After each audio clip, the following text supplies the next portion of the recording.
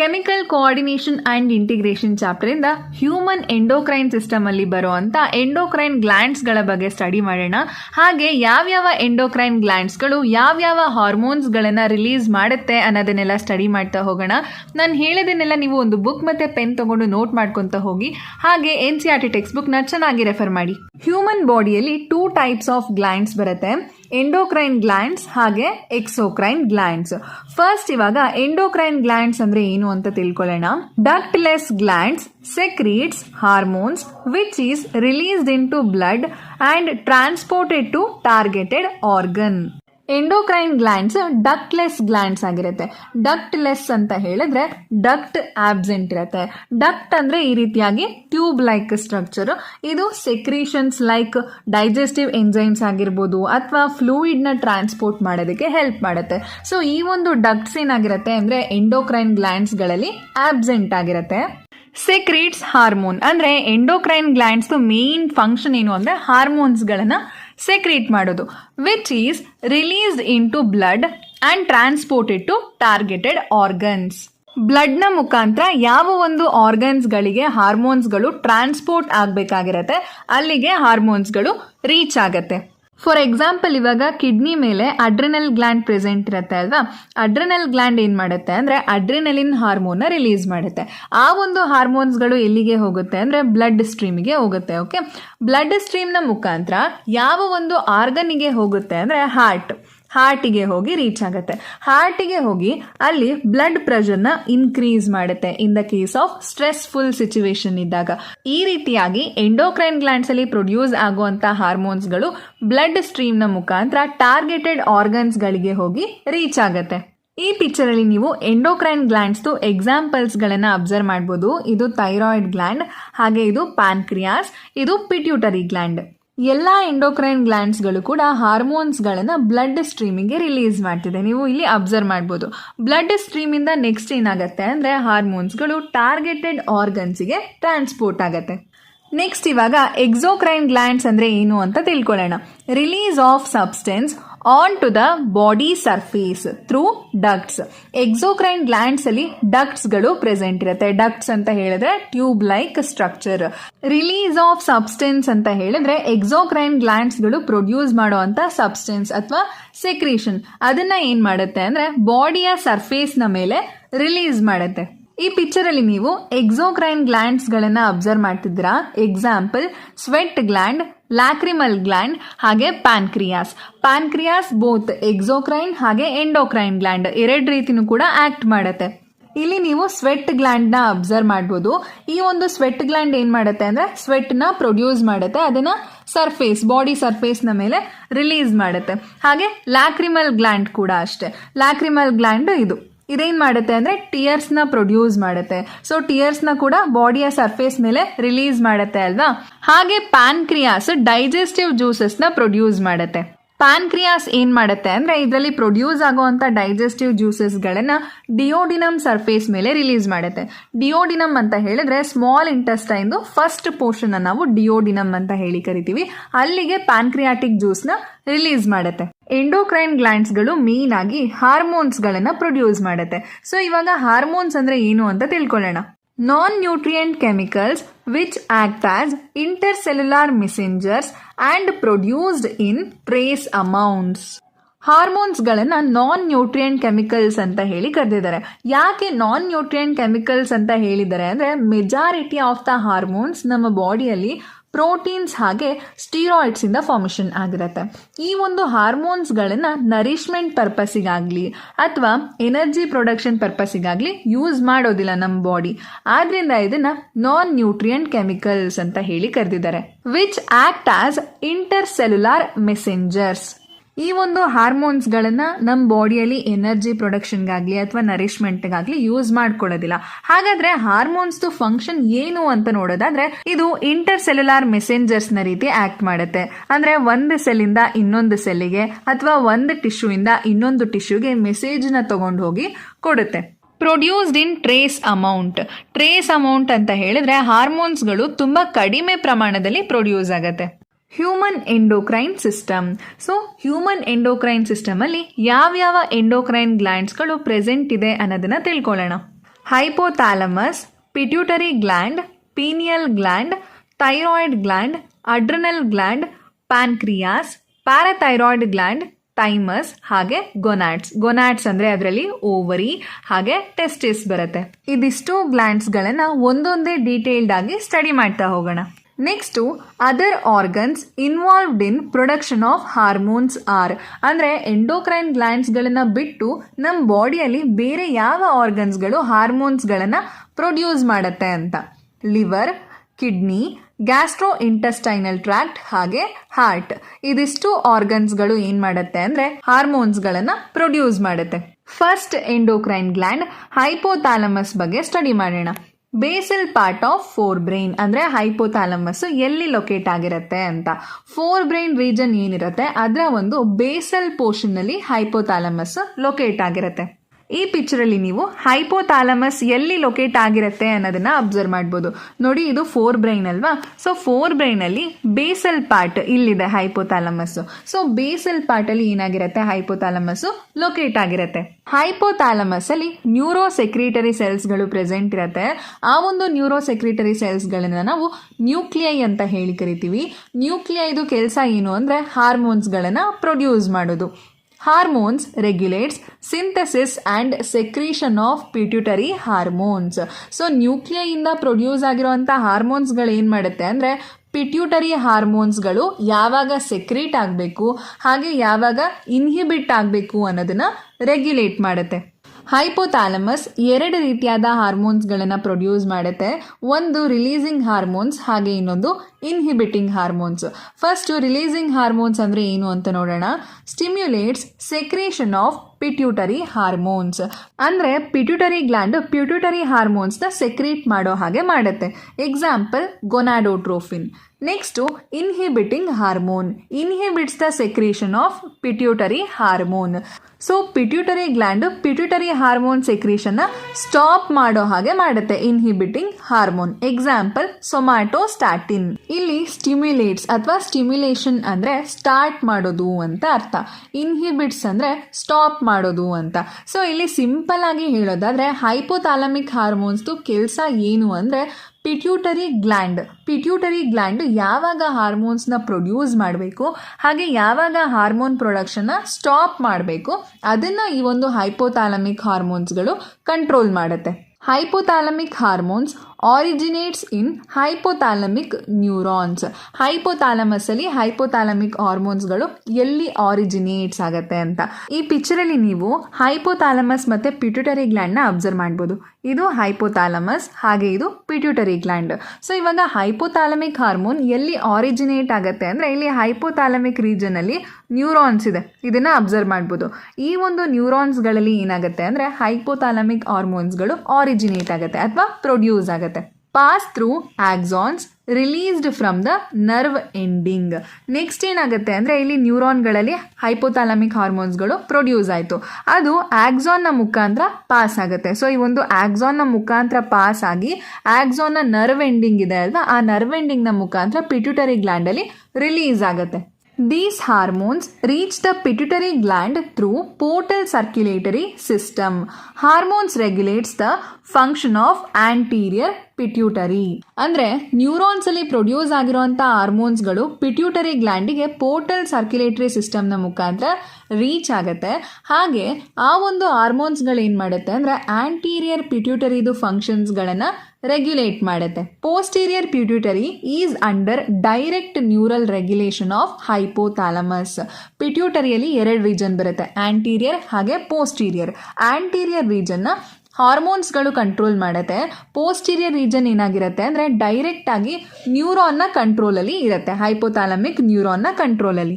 ಈ ಪಿಕ್ಚರಲ್ಲಿ ನೀವು anterior pituitary ಹಾಗೆ ಪೋಸ್ಟೀರಿಯರ್ ಪಿಟ್ಯೂಟರಿ ಎರಡನ್ನೂ ಕೂಡ ಅಬ್ಸರ್ವ್ ಮಾಡ್ಬೋದು. ಇದು ಆಂಟೀರಿಯರ್ ಪಿಟ್ಯೂಟರಿ ಹಾಗೆ ಇದು ಪೋಸ್ಟೀರಿಯರ್ ಪಿಟ್ಯೂಟರಿ. ಆಂಟೀರಿಯರ್ ಪಿಟ್ಯೂಟರಿಗೆ ಏನಾಗುತ್ತೆ ಅಂದರೆ ಹಾರ್ಮೋನ್ಸ್ಗಳು ಪೋರ್ಟಲ್ ಸರ್ಕ್ಯುಲೇಟರಿ ಸಿಸ್ಟಮ್ನ ಮುಖಾಂತರ ಬರುತ್ತೆ. ಪೋರ್ಟಲ್ ಸರ್ಕ್ಯುಲೇಟರಿ ಸಿಸ್ಟಮ್ ಅಂದರೆ ಇದು. ಸೊ ಇಲ್ಲಿ ಏನಾಗುತ್ತೆ ಅಂದರೆ ನ್ಯೂರಾನ್ಸ್ಗಳು ಪೋರ್ಟಲ್ ಸರ್ಕ್ಯುಲೇಟರಿ ಸಿಸ್ಟಮಿಗೆ ಹಾರ್ಮೋನ್ಸ್ಗಳನ್ನು ರಿಲೀಸ್ ಮಾಡುತ್ತೆ. ನೆಕ್ಸ್ಟ್ ಪೋರ್ಟಲ್ ಸರ್ಕ್ಯುಲೇಟರಿ ಸಿಸ್ಟಮಿಂದ ಆಂಟೀರಿಯರ್ ಪಿಟ್ಯೂಟರಿಗೆ ಹಾರ್ಮೋನ್ಸ್ಗಳು ಬರುತ್ತೆ. ಬಟ್ ಆದರೆ ಪೋಸ್ಟೀರಿಯರ್ ಪಿಟ್ಯೂಟರಲ್ಲಿ ಏನಾಗಿರುತ್ತೆ ಅಂದರೆ ನ್ಯೂರಾನ್, ಹೈಪೋಥಾಲಮಿಕ್ ನ್ಯೂರಾನ್ ಡೈರೆಕ್ಟ್ ಆಗಿ ಪಿಟ್ಯೂಟರಿನ ಕಂಟ್ರೋಲ್ ಮಾಡ್ತಿರುತ್ತೆ. ಇಲ್ಲಿ ಯಾವುದೇ ರೀತಿಯಾದ ಪೋರ್ಟಲ್ ಸರ್ಕ್ಯುಲೇಟರಿ ಸಿಸ್ಟಮ್ ಇಂದ ಹಾರ್ಮೋನ್ಸ್ಗಳು ಬರೋದಿಲ್ಲ. ಅಂದ್ರೆ ಹೈಪೋಥಾಲಮಸ್ ಇಂದ ಡೈರೆಕ್ಟ್ ಆಗಿ ಪಿಟ್ಯೂಟರಿ ಗ್ಲ್ಯಾಂಡಿಗೆ ಹಾರ್ಮೋನ್ಸ್ಗಳು ರಿಲೀಸ್ ಆಗುತ್ತೆ. Next endocrine gland pituitary gland, located in bony cavity called sella turcica. So pituitary gland ಏನಾಗಿರುತ್ತೆ ಅಂದ್ರೆ ಒಂದು ಬೋನಿ ಕ್ಯಾವಿಟಿಯ ಒಳಗಡೆ ಲೊಕೇಟ್ ಆಗಿರುತ್ತೆ. ಅದನ್ನ ನಾವು ಸೆಲ್ಲಾ ಟುರ್ಸಿಕಾ ಅಂತ ಹೇಳಿ ಕರಿತೀವಿ. Attached to hypothalamus by a stalk. Pituitary gland ಹೈಪೋಥಾಲಮಸ್ಗೆ ಒಂದು ಸ್ಟಾಕ್ ನ ಮುಖಾಂತರ ಅಟ್ಯಾಚ್ ಆಗಿರುತ್ತೆ. ಈ ಪಿಕ್ಚರ್ ಅಲ್ಲಿ ನೀವು ಅಬ್ಸರ್ವ್ ಮಾಡಬಹುದು, ಇದು ಪಿಟ್ಯೂಟರಿ ಗ್ಲ್ಯಾಂಡ್ ಹಾಗೆ ಇದು ಹೈಪೋಥಾಲಮಸ್ ಎರಡು ಕೂಡ ಒಂದಕ್ಕೊಂದು ಅಟ್ಯಾಚ್ ಆಗಿದೆ ಅಲ್ವಾ. ಸೊ ಈ ರೀತಿಯಾಗಿ ಸ್ಟಾಕ್ ನ ಮುಖಾಂತರ ಏನಾಗಿದೆ ಅಂದ್ರೆ ಪಿಟ್ಯೂಟರಿ ಗ್ಲ್ಯಾಂಡ್ ಹೈಪೋಥಾಲಮಸ್ಗೆ ಅಟ್ಯಾಚ್ ಆಗಿದೆ. ಅನಾಟಮಿಕಲಿ ಡಿವೈಡೆಡ್ ಇಂಟು ಅಡಿನೋಹೈಪೋಫೈಸಿಸ್ ಅಂಡ್ ನ್ಯೂರೋಹೈಪೋಫೈಸಿಸ್. ಅನಾಟಮಿಕಲಿ ಏನ್ ಮಾಡಿದ್ದಾರೆ ಅಂದ್ರೆ ಪಿಟ್ಯೂಟರಿ ಗ್ಲ್ಯಾಂಡ್ ನ ಅಡಿನೋಹೈಪೋಫೈಸಿಸ್ ಹಾಗೆ ನ್ಯೂರೋಹೈಪೋಫೈಸಿಸ್ ಅಂತ ಡಿವೈಡ್ ಮಾಡಿದ್ದಾರೆ. ಅಡಿನೋಹೈಪೋಫೈಸಿಸ್ ಅಲ್ಲಿ again pars distalis and pars intermedia ಅಂತ ಹೇಳಿ ಅಗೇನ್ 2 ರೀಜನ್ಸ್ ಆಗಿ ಡಿಫ್ರೆನ್ಶಿಯೇಟ್ ಮಾಡಿದ್ದಾರೆ. ಪಾರ್ಸ್ ಡಿಸ್ಟಾಲಿಸ್ ನ ಆಂಟೀರಿಯರ್ ಪಿಟ್ಯೂಟರಿ ಅಂತ ಹೇಳಿ ಕರಿತೀವಿ. Pars intermedia melanocyte stimulating hormone. Pars intermedia ಏನ್ ಮಾಡುತ್ತೆ ಅಂದ್ರೆ ಮೆಲನೋಸೈಟ್ ಸ್ಟಿಮ್ಯುಲೇಟಿಂಗ್ ಹಾರ್ಮೋನ್ MSH ನ ಪ್ರೊಡ್ಯೂಸ್ ಮಾಡುತ್ತೆ. ಇದು ಒಂದೇ ಒಂದು ಹಾರ್ಮೋನ್ ನ ಪ್ರೊಡ್ಯೂಸ್ ಮಾಡುತ್ತೆ, ಅದು MSH. In humans, pars intermedia is almost merged with pars distalis. So humans ಅಲ್ಲಿ ಏನಾಗಿರುತ್ತೆ ಅಂದ್ರೆ ಪಾರ್ಸ್ ಇಂಟರ್ಮೀಡಿಯಾ ಪಾರ್ಸ್ ಡಿಸ್ಟಾಲಿಸ್ ರೀಜನ್ ಜೊತೆಗೆ ಮರ್ಜ್ ಆಗಿರುತ್ತೆ. ಈಸಿಯಾಗಿ ಪಾರ್ಸ್ ಇಂಟರ್ಮೀಡಿಯಾ ಹಾಗೆ ಪಾರ್ಸ್ ಡಿಸ್ಟಾಲಿಸ್ ರೀಜನ್ ಡಿಫ್ರೆನ್ಶಿಯೇಟ್ ಮಾಡೋದಕ್ಕೆ ಆಗೋದಿಲ್ಲ. ನೆಕ್ಸ್ಟ್ ಪಾರ್ಸ್ ಡಿಸ್ಟಾಲಿಸ್ ಅಥವಾ ಆಂಟೀರಿಯರ್ ಪಿಟ್ಯೂಟರಿ ಯಾವ್ಯಾವ ಹಾರ್ಮೋನ್ಸ್ ಗಳನ್ನ ಪ್ರೊಡ್ಯೂಸ್ ಮಾಡುತ್ತೆ ಅಂತ ನೋಡೋಣ. Growth hormone, prolactin, thyroid stimulating hormone, adrenocorticotrophic hormone, luteinizing hormone, follicle stimulating hormone. So pars distalis ಇದಿಷ್ಟು ಹಾರ್ಮೋನ್ಸ್ಗಳನ್ನು ಪ್ರೊಡ್ಯೂಸ್ ಮಾಡುತ್ತೆ. ಅಡಿನೋ ಹೈಪೋಫೈಸಿಸ್ ಬಗ್ಗೆ ಸ್ಟಡಿ ಮಾಡಿದ್ವಿ. ಈಗ ನ್ಯೂರೋ ಹೈಪೋಫೈಸಿಸ್ ಬಗ್ಗೆ ಸ್ಟಡಿ ಮಾಡೋಣ. ನ್ಯೂರೋ ಹೈಪೋಫೈಸಿಸ್ ಇದನ್ನ ಪಾರ್ಸ್ ನರ್ವೋಸಾ ಅಥವಾ ಪೋಸ್ಟೀರಿಯರ್ ಪಿಟ್ಯೂಟರಿ ಅಂತ ಹೇಳಿ ಕರಿತೀವಿ. Release 2 hormones. ಇದು 2 ಹಾರ್ಮೋನ್ಸ್ಗಳನ್ನು ರಿಲೀಸ್ ಮಾಡುತ್ತೆ. ಒಂದು ಆಕ್ಸಿಟೋಸಿನ್ ಹಾಗೆ ಇನ್ನೊಂದು vasopressin. Synthesized by hypothalamus, transported axonally to neuro hypophysis. ಅಂದರೆ ಆಕ್ಸಿಟೋಸಿನ್ ಮತ್ತು ವ್ಯಾಸೋಪ್ರೆಸಿನ್ ಹಾರ್ಮೋನ್ಸ್ಗಳು ಹೈಪೋಥಾಲಮಸ್ ಅಲ್ಲಿ ಸಿಂಥಸೈಸ್ ಆಗುತ್ತೆ. ಹೈಪೋಥಾಲಮಸ್ಸಿಂದ ಆಕ್ಸಾನ್ನ ಮುಖಾಂತರ ನ್ಯೂರೋ ಹೈಪೋಫೈಸಿಸ್ ರೀಜನಿಗೆ ಟ್ರಾನ್ಸ್ಪೋರ್ಟ್ ಆಗುತ್ತೆ. Gigantism, over secretion of growth hormone stimulates abnormal growth of body leading to gigantism. ಇಲ್ಲಿ ಏನಾಗುತ್ತೆ ಅಂದರೆ ಗ್ರೋತ್ ಹಾರ್ಮೋನ್ ನಾರ್ಮಲ್ ರೇಟ್ಗಿಂತ ಜಾಸ್ತಿ ಪ್ರೊಡ್ಯೂಸ್ ಆಗುತ್ತೆ. ಇದರಿಂದ ಬಾಡಿ ಅಬ್ನಾರ್ಮಲ್ ಗ್ರೋತ್ ಆಗುತ್ತೆ, ಅಂದರೆ ನಾರ್ಮಲ್ ಹೈಟ್ಗಿಂತ ಜಾಸ್ತಿ ಹೈಟ್ ಬೆಳೆದ್ಬಿಡ್ತಾರೆ. ಈ ಒಂದು ಕಂಡೀಷನ್ನ ನಾವು ಜೈಜಾಂಟಿಸಮ್ ಅಂತ ಹೇಳಿ ಕರಿತೀವಿ. ಈ ಪಿಕ್ಚರಲ್ಲಿ ನೀವು ಅಬ್ಸರ್ವ್ ಮಾಡ್ಬೋದು, ಅಂದರೆ ನಾರ್ಮಲ್ ಹೈಟ್ಗಿಂತ ತುಂಬ ಜಾಸ್ತಿ ಹೈಟ್ ಇದ್ದರೆ ಆ ಒಂದು ಕಂಡೀಷನಲ್ಲಿ ನಾವು ಜೈಜಾಂಟಿಸಮ್ ಅಂತ ಹೇಳಿ ಕರಿತೀವಿ. ಈ ರೀತಿಯಾದ ಕಂಡೀಷನ್ನ ನೀವು TV ಅಥವಾ ಸೋಷಿಯಲ್ ಮೀಡಿಯಾದಲ್ಲೆಲ್ಲ ಅಬ್ಸರ್ವ್ ಮಾಡಿರ್ತೀರ. ತುಂಬ ಹೈಟ್ ಇರ್ತಾರೆ. ಯಾಕೆ ಅವರು ಅಷ್ಟು ಹೈಟ್ ಬೆಳೆದಿರ್ತಾರೆ ಅಂದರೆ ಇದೇ ಕಾರಣ, ಅಂದರೆ ಗ್ರೋತ್ ಹಾರ್ಮೋನ್ ನಾರ್ಮಲ್ ರೇಟ್ಗಿಂತ ಜಾಸ್ತಿ ಪ್ರೊಡ್ಯೂಸ್ ಆಗಿಬಿಟ್ಟಿರುತ್ತೆ. Next pituitary dwarfism. Low secretion of growth hormone results in stunted growth resulting in pituitary dwarfism. So ಇದು ಜೈಜಾಂಟಿಸಮಿಗೆ ಆಪೋಸಿಟ್. ಅಲ್ಲಿ ಏನಾಗಿರ್ತಾರೆ, ಪರ್ಸನ್ಗಳು ನಾರ್ಮಲ್ ಹೈಟ್ಗಿಂತ ಜಾಸ್ತಿ ಬೆಳೆದ್ಬಿಟ್ಟಿರ್ತಾರೆ. ಇಲ್ಲಿ ಏನಾಗಿರುತ್ತೆ ಅಂದರೆ ನಾರ್ಮಲ್ ಹೈಟ್ ಬೆಳೆಯೋದೇ ಇಲ್ಲ, ತುಂಬ ಶಾರ್ಟ್ ಆಗಿ ಇರ್ತಾರೆ. ಓಕೆ, ಯಾಕೆ ಶಾರ್ಟ್ ಆಗಿ ಇರ್ತಾರೆ ಅಂದರೆ ಗ್ರೋತ್ ಹಾರ್ಮೋನ್ ತುಂಬ ಕಮ್ಮಿ ಪ್ರೊಡ್ಯೂಸ್ ಆಗಿರುತ್ತೆ, ಆದ್ರಿಂದ ಇವರ ಹೈಟು ತುಂಬ ಕಮ್ಮಿ ಇರುತ್ತೆ. ಸೊ ಈ ರೀತಿಯಾದಂಥ ವ್ಯಕ್ತಿಗಳನ್ನು ಕೂಡ ನೀವು TV ಆಗಿರ್ಬೋದು, ಸೋಷಿಯಲ್ ಮೀಡಿಯಾ ಅಥವಾ ರಿಯಲ್ ಲೈಫಲ್ಲೂ ಕೂಡ ನೋಡಿರ್ತೀರ. Next acromegaly condition. Excess secretion of growth hormone in adults especially in middle age results in severe disfigurement called acromegaly. So acromegaly ಅಂದರೆ ಅಡಲ್ಟ್ಸಲ್ಲಿ ಅಥವಾ ಮಿಡಲ್ ಏಜ್ಡ್ ಪರ್ಸನ್ಸಲ್ಲಿ ಏನಾಗುತ್ತೆ ಅಂದರೆ ಗ್ರೋತ್ ಹಾರ್ಮೋನು ಜಾಸ್ತಿ ಪ್ರೊಡ್ಯೂಸ್ ಆಗೋದಕ್ಕೆ ಸ್ಟಾರ್ಟ್ ಆಗುತ್ತೆ. ಆವಾಗ ಡಿಸ್ಫಿಗರ್ಮೆಂಟ್ ಆಗುತ್ತೆ. ಡಿಸ್ಫಿಗರ್ಮೆಂಟ್ ಲೈಕ್ ಫೇಸ್ ಆಗಿರ್ಬೋದು, ಹ್ಯಾಂಡ್ಸ್ ಅಥವಾ ಫೀಟ್ ರೀಜನ್. ಡಿಸ್ಫಿಗರ್ಮೆಂಟ್ ಅಂದರೆ ನಾರ್ಮಲ್ ಅಪಿಯರೆನ್ಸ್ ಡ್ಯಾಮೇಜ್ ಆಗುತ್ತೆ. ಫೇಸಲ್ಲಿ ಅಬ್ನಾರ್ಮಲ್ ಗ್ರೋತ್ ಆಗೋದಕ್ಕೆ ಸ್ಟಾರ್ಟ್ ಆಗೋದಿರ್ಬೋದು, ಹ್ಯಾಂಡ್ಸ್ ಅಥವಾ ಫೀಟಲ್ಲಿ ಅಬ್ನಾರ್ಮಲ್ ಗ್ರೋತ್ ಆಗೋದು ಅಥವಾ ಟಂಗ್ ಸ್ವೋಲನ್ ಆಗೋದು, ಲಿಪ್ಸ್ ಸ್ವೋಲನ್ ಆಗೋದು. ಈ ರೀತಿಯಾದ ಕಂಡೀಷನ್ ನಾವು ಆಕ್ರೋಮೆಗಾಲಿ ಅಂತ ಹೇಳಿ ಕರಿತೀವಿ. ಈಗ ಪಿಟ್ಯೂಟರಿ ಗ್ಲ್ಯಾಂಡ್ ಇಂದ ರಿಲೀಸ್ ಆಗೋ ಹಾರ್ಮೋನ್ಸ್ಗಳ ಬಗ್ಗೆ 1 by 1 ಸ್ಟಡಿ ಮಾಡ್ತಾ ಹೋಗೋಣ. Prolactin. regulates growth of memory glands and formation of milk in them. Prolactin hormone ಏನು ಮಾಡುತ್ತೆ ಅಂದರೆ ಮೆಮರಿ ಗ್ಲ್ಯಾಂಡ್ಸ್ ಗ್ರೋತ್ ಹಾಗೆ ಅದರ ಒಳಗಡೆ ಮಿಲ್ಕ್ ಫಾರ್ಮೇಷನ್ ಆಗುವಂಥ ಪ್ರೋಸೆಸ್ನ ರೆಗ್ಯುಲೇಟ್ ಮಾಡುತ್ತೆ. Thyroid stimulating hormone stimulates the synthesis and secretion of thyroid hormones from thyroid glands. So thyroid stimulating hormone ಏನು ಮಾಡುತ್ತೆ ಅಂದರೆ ಥೈರಾಯ್ಡ್ ಗ್ಲ್ಯಾಂಡಲ್ಲಿ ಥೈರಾಯ್ಡ್ ಹಾರ್ಮೋನ್ಸ್ಗಳು ಫಾರ್ಮೇಷನ್ ಆಗೋ ಹಾಗೆ ಮಾಡುತ್ತೆ. ಅಂದರೆ ಪಿಟ್ಯೂಟರಿ ಗ್ಲ್ಯಾಂಡಿಂದ ಥೈರಾಯ್ಡ್ ಗ್ಲ್ಯಾಂಡಿಗೆ ಹಾರ್ಮೋನ್ಸ್ಗಳು ಹೋಗಿ ಸಿಗ್ನಲ್ ಕೊಡುತ್ತೆ, ನೀನು ಥೈರಾಯ್ಡ್ ಹಾರ್ಮೋನ್ಸ್ಗಳನ್ನು ಪ್ರೊಡ್ಯೂಸ್ ಮಾಡುವಂತ.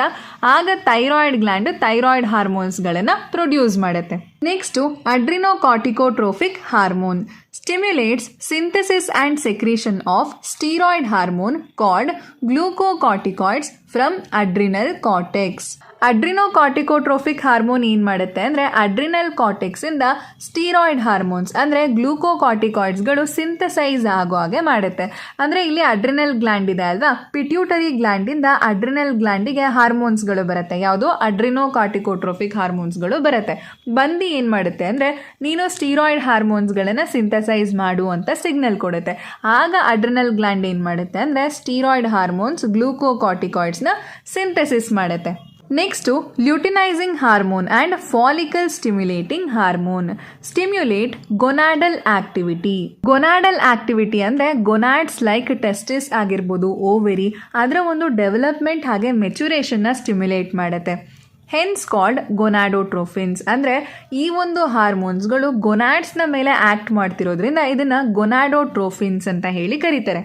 Luteinising hormone in male stimulates synthesis and secretion of androgens from testis. ಮೇಲ್ಸಲ್ಲಿ ಏನು ಮಾಡುತ್ತೆ ಅಂದರೆ ಟೆಸ್ಟಿಸ್ ಏನಿದೆ ಅದರಿಂದ ಆಂಡ್ರೋಜನ್ ಹಾರ್ಮೋನ್ಸ್ ಪ್ರೊಡ್ಯೂಸ್ ಆಗೋ ಹಾಗೆ ಮಾಡುತ್ತೆ. In females induces ovulation of fully mature follicles and maintains corpus luteum formed from the remnants of Graafian follicle. ಫೀಮೇಲ್ಸಲ್ಲಿ ಏನು ಮಾಡುತ್ತೆ ಅಂದರೆ ಫುಲ್ಲಿ ಮೆಚೂರ್ ಆಗಿರೋ ಅಂಥ ಫಾಲಿಕಲ್ಸಿಂದ ಓವಮ್ ರಿಲೀಸ್ ಆಗೋ ಹಾಗೆ ಮಾಡುತ್ತೆ. ಓವ್ಯುಲೇಷನ್ ಅಂದರೆ ಓವಮ್ ರಿಲೀಸ್ ಆಗೋದು. ಹಾಗೆ ಕಾರ್ಪಸ್ ಲುಟಿಯಮ್ ಗ್ರಾಫಿಯನ್ ಫಾಲಿಕಲಿಂದ ಏನು ಕಾರ್ಪಸ್ ಲುಟಿಯಮ್ ಫಾರ್ಮೇಷನ್ ಆಗಿರುತ್ತೆ ಅದನ್ನು ಮೇಂಟೈನ್ ಮಾಡೋದಕ್ಕೆ ಲ್ಯೂಟಿನೈಸಿಂಗ್ ಹಾರ್ಮೋನು ಹೆಲ್ಪ್ ಮಾಡುತ್ತೆ. Follicle stimulating hormone in males regulate spermatogenesis. ಮೇಲ್ಸಲ್ಲಿ ಏನು ಮಾಡುತ್ತೆ ಅಂದರೆ ಇದು ಸ್ಪರ್ಮೆಟೋಜೆನಿಸಿಸ್ನ ರೆಗ್ಯುಲೇಟ್ ಮಾಡುತ್ತೆ. ಸ್ಪರ್ಮೆಟೋಜೆನಿಸಿಸ್ ಅಂದರೆ process of formation of sperm ಅಂದರೆ ಸ್ಪರ್ಮ್ ಫಾರ್ಮೇಷನ್ ಪ್ರೋಸೆಸ್ನ ರೆಗ್ಯುಲೇಟ್ ಮಾಡುತ್ತೆ.